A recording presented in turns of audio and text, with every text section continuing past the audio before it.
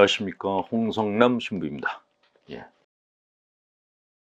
우리가 살아가는데 필요한 것들이 몇 가지가 있는데 그 중에 하나가 감동하는 마음, 감격하는 마음이다라고 합니다. 무엇인가 감격하는 것이 생활의 활력소가 된다라는 것이죠. 기계적이고 권태로운 시간이 계속될 때 뭔가 신나는 소식이 들려오면은 감정 중추가 흥분합니다. 이것이 사고 및 운동 중추를 자극해서 삶의 능률, 삶의 재미를 갖게 한다는 것이죠. 권태로움이 싹 가시는 것은 감동, 감격스러운 소식들입니다.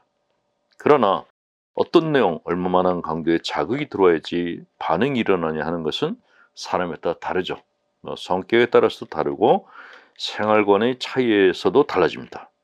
그리고 그때그때 기분에 따라서도 반응이 달라지는데 한국 사람들은 일반적으로 감정 유발의 최저 자극점이 상당히 높은 것으로 알려져 있습니다. 웬만한 일에는 감정의 동요가 없는 그런 추세라는 거죠. 그런데 이것이 장점이기도 하지만은 때로는 감격하는데 지나치게 인색한 것이 단점이 되기도 합니다. 자, 이렇게 무반응한 사람들은 자기 나름의 우월감을 갖고 있습니다.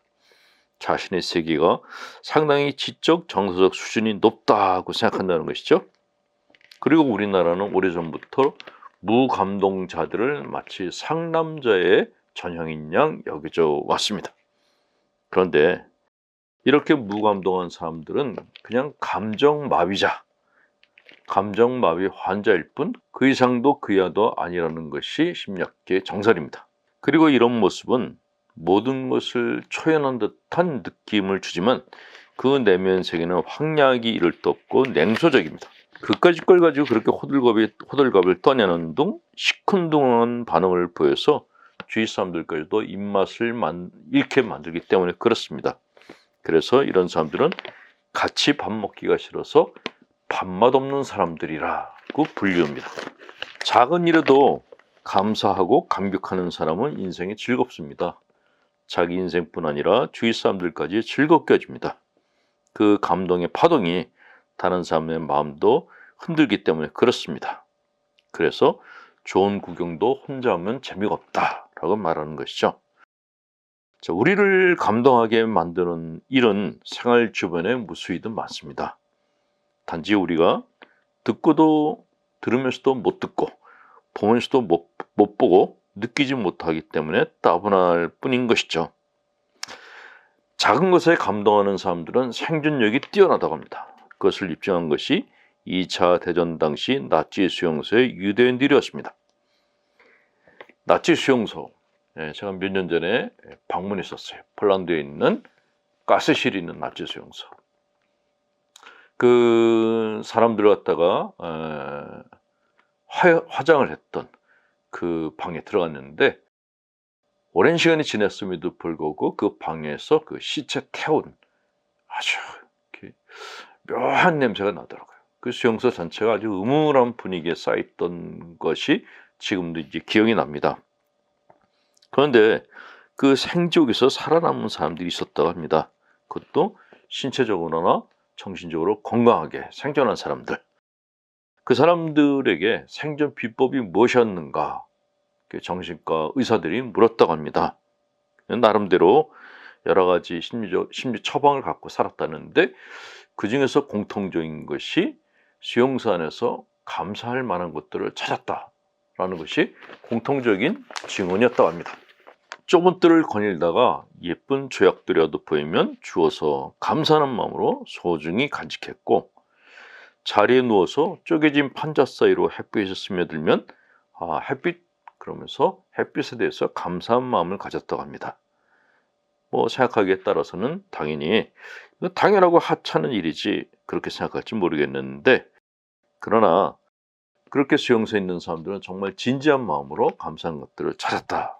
그래서 생존할 수 있었다라고 증언했다고 합니다. 살아가는 동안 우리를 괴롭히는 일은 너무나 많습니다. 근데 힘들다고 아우성치고 불만을 얘기해봐야 상황이 바뀌지 않을 때 그럴 때는 자기 나름대로 스트레스를 갖다가 푸는 방법을 찾는 것이 오히려 지혜롭습니다. 그 스트레스를 푸는 방법 중 하나가 감사한 마음을 불러일으킨 것들을 찾아 나서는 것입니다. 감사하는 마음은 자기 스스로의 기본에서 일어납니다. 이것은 주고받게 하는 것이 아니라는 거죠. 감사하는 마음은 나 혼자만의 마음이다 라고 얘기합니다.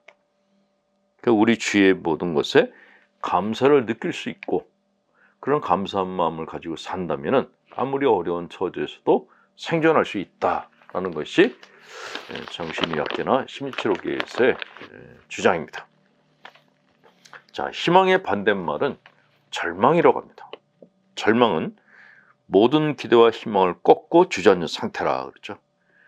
낙담이나 실의 단계를 넘어서 모든 것을 포기한 상태, 이것을 절망이라고 합니다.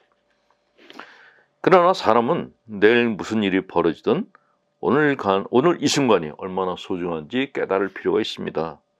한 치 앞을 내다볼 수 없는 것이 우리의 삶인데 내일 역시 별 볼 일 없이 어둡고 불행할 것이다 라고 미리 예상하는 것은 그는 근거 없는 편견에 불과한 것입니다. 어제까지 불행의 연속이었다고 내일도 불행하리라고 생각하는 것은 착각이라는 것이죠. 불행이 다가오는 걸 막을 수는 없어도 그 불행이 영원히 계속된다는 그런 법은 없다. 이것이 현실입니다. 그래서 자기 인생을 포기하지 말라고 하는 것인데 이렇게 포기하지 않는 마음을 갖게 하는 것, 희망을 갖고 살게 하는 그 원동력이 어디에서 나오는가? 바로 감사하는 마음에서 나온다라고 이야기를 합니다.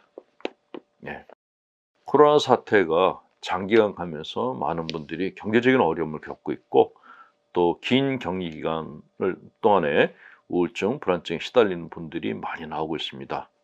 근데 이럴 때 우울하고 불안한 생각을 하는 것은 자기 자신을 오히려 이렇게 힘들게 하고 자기 자신을 무너뜨리는 결과를 낳을 뿐입니다.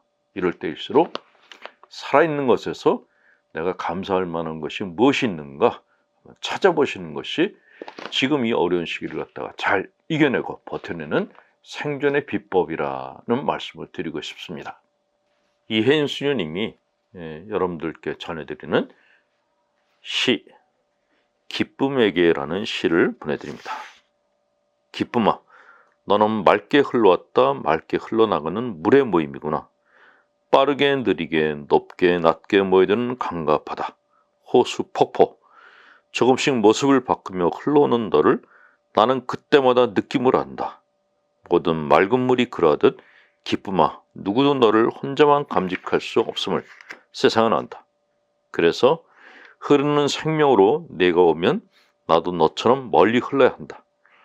메마른 세상을 적시며 흐르는 웃지 않는 세상에 노래를 주는 한 방울의 기쁨으로 깨어 있어야 된다. 자, 기운 내시라고 강목드립니다. 전능하신 하나님, 성부와 성자와 성령께서는 우리 교우들에게 축복을 내리시어 길이 머물게 하소서. 아멘. 홍성남 신부였습니다.